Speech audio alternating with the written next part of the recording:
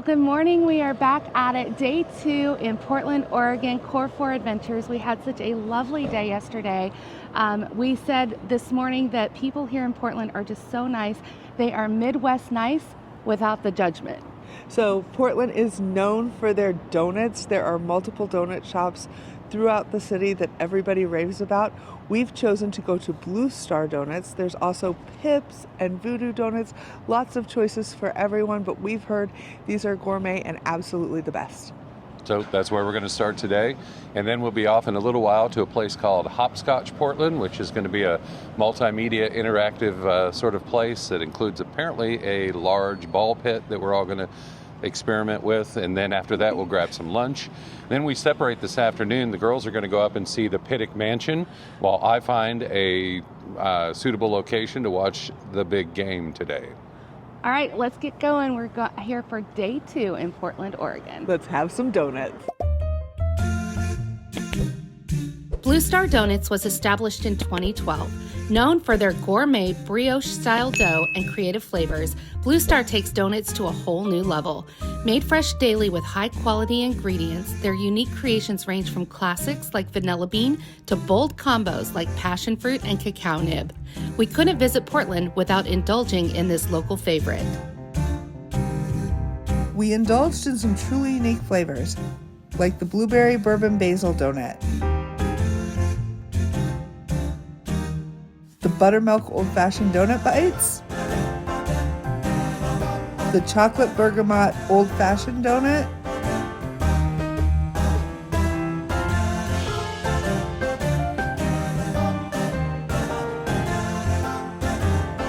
and the mango margarita creme brulee donut with tequila pipette.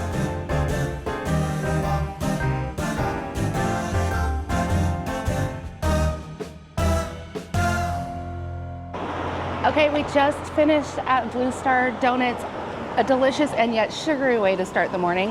What was your favorite donut, Pepper? I had the raspberry with rosemary, which was awesome, but the best was the OG, the original glaze. And Laura, what was your favorite? I absolutely loved that blueberry bourbon basil one, although the chocolate bergamot one was absolutely delicious as well. I'm voting for the blueberry basil one as well. It was delicious, and now we are on our way to go do an interactive art exhibit. It's going to be fun. We'll show you. Let's go. So here we are. We're right outside Hopscotch, getting ready to start the interactive art experience.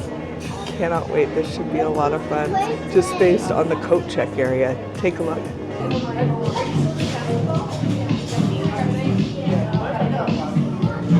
So you can totally take food and drinks into the exhibit that you purchase here. So of course we're standing in line for a drink. So far we've made it to the bar area because Hopscotch has where you can get drinks, even alcoholic drinks and food.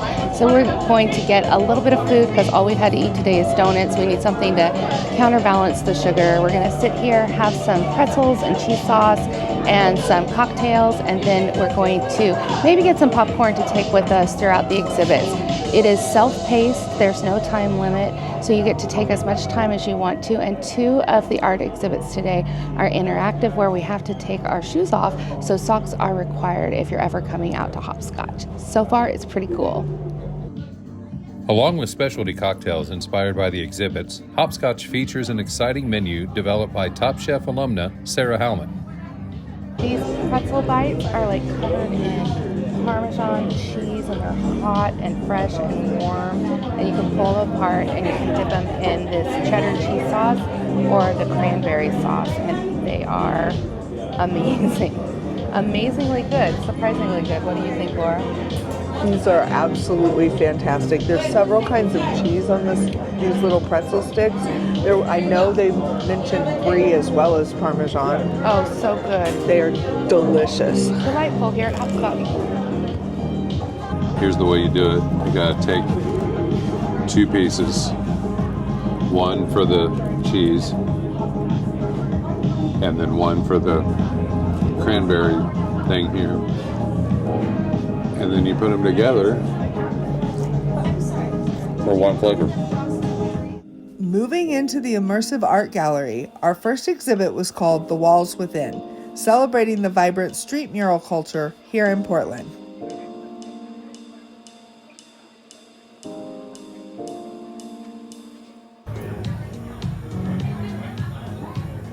I was just commenting on how nice our drinks were. It's got a little bit of spices around the edge of the glass. It's absolutely delicious. I think it's fun to be able to take a drink along with you. This is crazy. The Quantum Trampoline was our next stop. What? So the rules are gentle bouncing, be careful of the wall. So it kind of feels like, I don't know, walking on a waterbed. Okay. A little bit. We lived through the 70s. When I step on this thing, lots of light explodes. The whole thing blows up.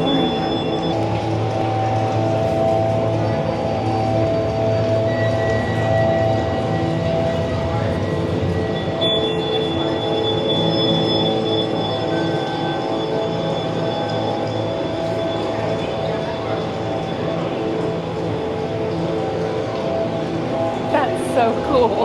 I made it do that. That is so rad. It's interactive with more movements, so you're controlling the lights. This is so much fun.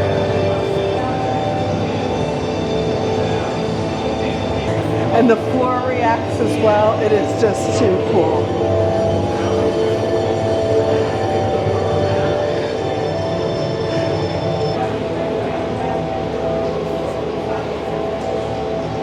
I feel like Elsa.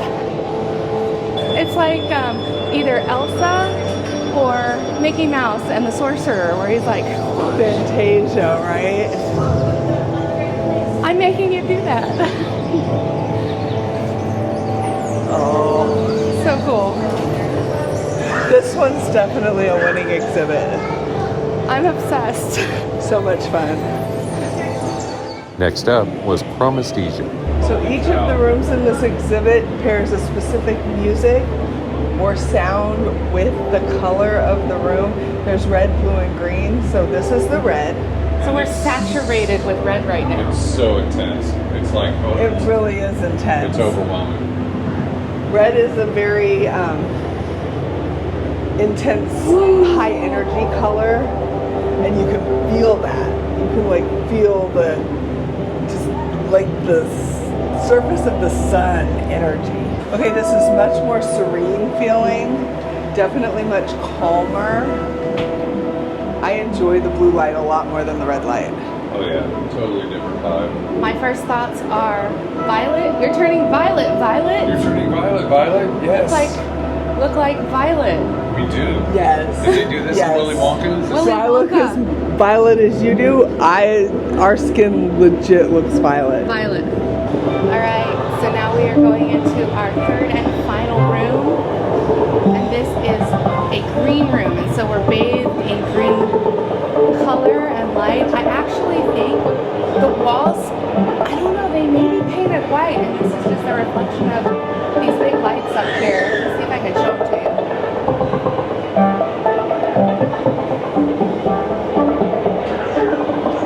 I at least think that the blue room was painted white. We'll have to find that out. This is just really amazing. It's funny that the saturation in green isn't picking up on the camera as much as the one in the red. Really? It also doesn't feel as saturated. Like that red felt so intense, and then the blue felt very calming, and this is just kind of like in between, kind of chill. This next one's the laser graffiti room. It's one of the reasons why I chose this for all of us to come to it. They give you what looks like a spray paint can, but you're just going to write on the walls with it, and you can do whatever you want. It's going to be so much fun.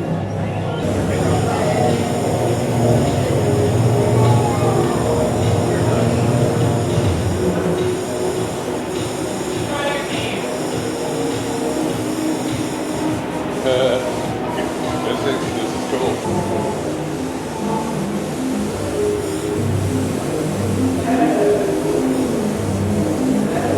We couldn't resist making our own Core 4 Adventures graffiti. Okay, this is got a room full of strings, and there's like little, it looks like little ping pong balls are attached to the string, and each ping pong ball is going to light up in a different way. I kind of think as you move through it, so let's give it a try. Wow.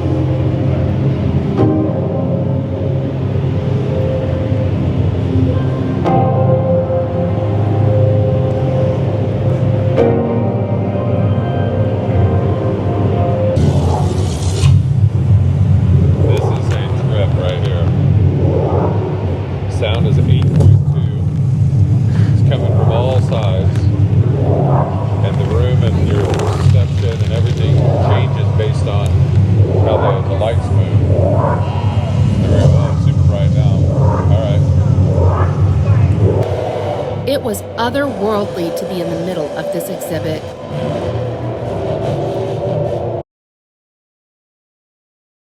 So the drink I got is called the Fever Dream, and it is a special experience coming right this way. Down here. Ah, there we go. Okay, watch out. We'll get you. Watch out. There we go. Wonderful. Thank you. I got a Capri Sun for big kids. You gotta love a place that'll serve you booze in a sack. Or Prosecco, which you know I'm a fan of. Just like a sack of booze, please. It's not as exciting as an adult Capri Sun or a drink that they set on fire, but it's what you like, so drink what you like. All right, I guess we're gonna VJ ourselves. V is in video jockey. Let's see what this is about. Looks pretty trippy inside.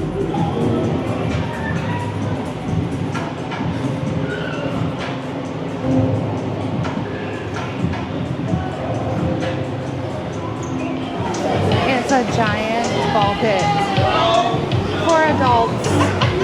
There's kids in there too, and they change colors.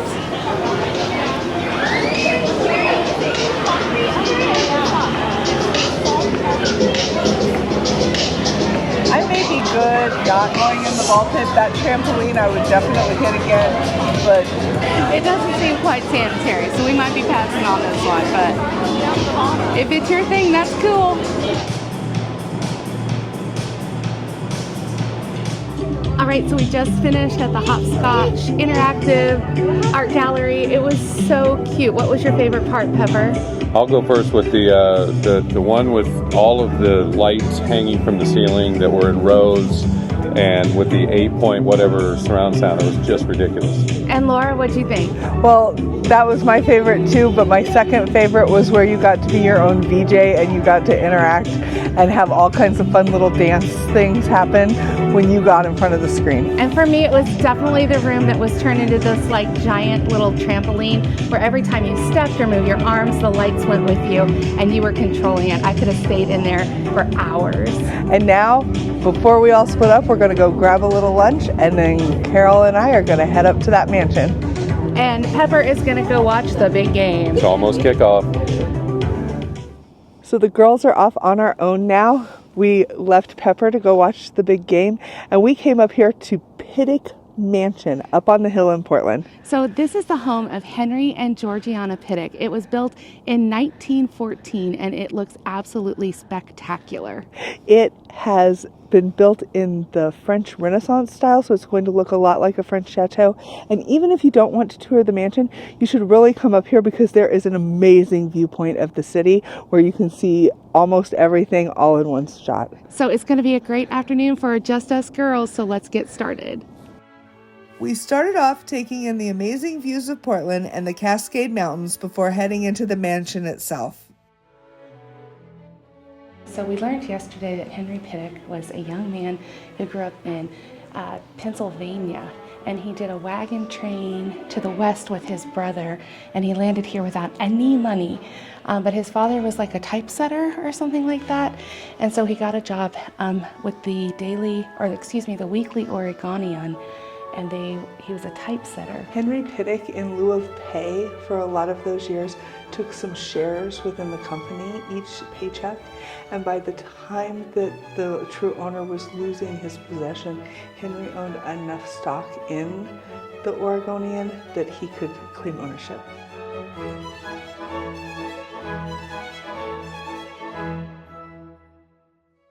This room literally made me gasp when I rounded the corner because the ceiling is so ornate and carved and colored in just the most beautiful colors with gold leaf, teals, and burnt oranges.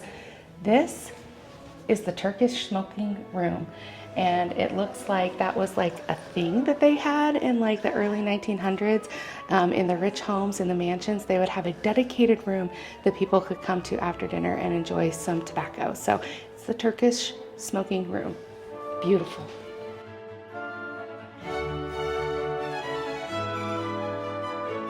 This is the dining room, and it's definitely very craftsman in style. You can definitely tell by the wood paneled walls with the high railings.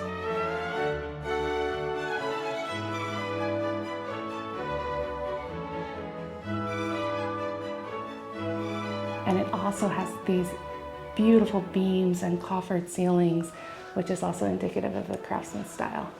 Can you imagine being a servant in a home like this and getting this to be your workspace? And that's just it, is that they absolutely had servants. So these were servants' areas, and you can see the stove that they cooked on, which is absolutely beautiful even to this day. And this looks like an original section of flooring. This must be a replica on the floor right now, because it looks like they have original tile right here on display. We just learned that the floor was made out of rubber, and it had 8,000 interlocking pieces in it, and that's why it looks like a puzzle, but it was meant to be easy on the servants' feet when they were up and walking around and standing on their feet all day long. And this is the cold storage room, so it's part of the pantry, and this must be the refrigerator, obviously, right here. And then over here is the dry storage, the pantry items, where you can see they've got it set up where there's lots of canned goods, and there's pots hanging on the wall, utensils and drawers. It's all made out of wood. It's all probably really expensive hardwood paneling. It is gorgeous, and this is just the pantry itself. This is actually where they took most of their meals. They didn't use the dining room except for more formal occasions. And the wallpaper in here is a reproduction of the original wallpaper in the house.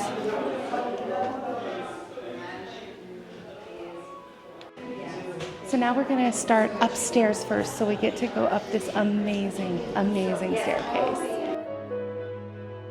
So it's a double staircase, so you've got a choice of going either left or right. Which way are you going to go, Laura? I'm going left. Laura's going to go left, and I'm going to go right. At the top of the stairs is this arched balcony area, and all of the rooms lead off of it, so we're going to get to go explore all of these. The rooms included a child's bedroom for their grandson Henry, complete with vintage toys located right next to the bedroom for their youngest daughter Lucy. So this is Georgiana's room itself. This is the matriarch of the family, the woman who was married to Henry Pittock that built this house. It was her style that you see throughout all of these rooms. She had her own suite, her own bed, her own secretary over in the corner. Georgiana would have had a suite of rooms, and this is her sewing room. I'm sure she shared this with her daughters. It is just absolutely grand. So this is Henry's room. It's right next to Georgiana's, so that makes a lot of sense. What I'm struck by is like the bed is really small. There's not a lot of decor around the room. It's pretty plain compared to some of the other rooms in the house, which is surprising. But you have to remember that they, again, built this house in 1914, and then when they moved in, they only lived about 3 years before their passing. So Henry and Georgiana didn't get to enjoy this home as much as their children and their grandchildren did. And he has his own bath right here. So it's got a bathtub. It doesn't have the shower like Georgiana's, but it does have a stand-alone shower to the right of the tub. Everything that you need. And next up, we're in the bedroom of their daughter, Kate. And it is also really ornate. The wallpaper in this room is striking me as just absolutely gorgeous with the burgundies and the greens, and the big ornate bed right here is fitting of a princess, and I guess that's what she would have been, an American princess. Sleeping porches were very common back in the early 19th century, and this is yet another sleeping porch. One of the things that they did with sleeping porches was to avoid the White Plague or tuberculosis. They were worried about getting infected, and so being in an open room like this, it definitely made it more sanitary for them and healthier. So this is the last room upstairs, and it's another writing room. This one was used by Kate. She ran the household and took care of all of her father's accounts, and this was the room she did it from. We're back at the Turkish smoking room because our guide told us about looking at the floor. Look at the tiny pieces of wood parquet that are making up that design, and I think that's only fitting when you've got that as the ceiling in the room. We were so busy the first time looking at the ceiling, we didn't even notice the floor. Just gorgeous. I think this is my favorite room in the whole house. Something tells me that this cat had a really good life, or 9 lives. So the final stop on our tour today is the Gatehouse. This was the home of the Pittock's chauffeur, Herman Hawkinson, and his wife Helen. So let's go check it out. More modestly appointed, the Gatehouse still showed pride of craftsmanship with a sitting room, bedroom, kitchen, and formal dining room. So that was Pittock Mansion. This was absolutely a spectacular stop on our journey today. This adventure was so amazing. Yeah. My favorite part was how technologically advanced they were. Those bathrooms with the showers, the dumbwaiter, the electricity. They had a central vacuuming system, which we haven't even talked about so far. It was just absolutely spectacular. Yeah, Henry and Georgiana put in all the bells and whistles, and you can see that also in the architecture, which was my favorite part. The double staircase is breathtaking, the ceilings and the detail in all of the moldings, something not to be missed. And my favorite room of the whole day was the Turkish smoking room. That ceiling was incredible, the parquet floor as well. It is just breathtaking here at the Pittock Mansion. I'm so glad that we stopped by and had a girls' afternoon to come and explore this place. We have found ourselves at a wine bar. Because who needs to watch football when you can have some wine and some cheese and some salmon dip? We're at Negociant here in Portland, and we have got ourselves a bottle of bubbles. We've got And some salmon dip here right in front of us, and we're about to have a cheese plate because that's the way we roll. So this salmon dip sounded so interesting to us. It's like a cold, creamy dip filled with salmon.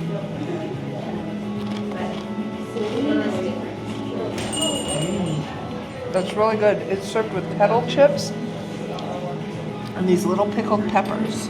people eat dip on Super Bowl Sunday, and ours just happens to be salmon dip because we're hanging out now in the Pacific Northwest. All right, folks, so we've had a little break after the wine bar. Laura and I went back to the hotel to relax for a little bit while Pepper finished watching the game. Very one-sided football game that is now over, and we are going off to dinner. Yes, we are. We are headed to Dozone, which is a dumpling restaurant very close to our hotel, and so we're going to walk less than half a mile. Cannot wait. We couldn't resist sampling a variety of delicious dim sum, from juicy dumplings to crispy buns and everything in between.